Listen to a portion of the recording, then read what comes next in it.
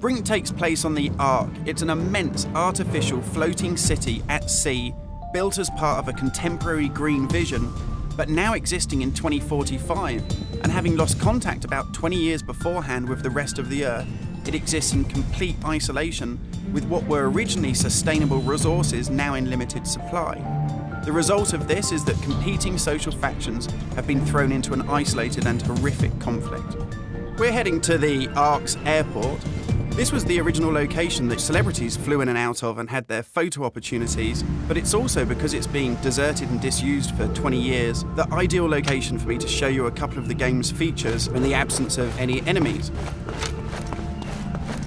Now, Brink uses those same familiar shooter controls that you're used to, but without the artificial constraints, because we've developed a new system that we're calling S.M.A.R.T. It stands for Smooth Movement Across Random Terrain. If you walk up to something that's an obstacle, just as you would do in any other shooter, you'll stop. But if you want to try and indicate to the game that you want to get somewhere as quickly as possible, using this smart button, you're able to vault, mantle, and climb with ease.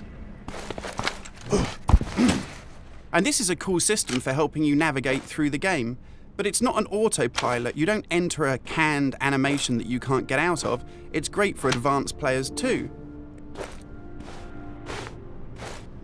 If you're approaching an obstacle like a security sensor, and you want to make it through that obstacle without perhaps alerting the enemy to your presence, you could just look up and you'll mantle up and over that automatically.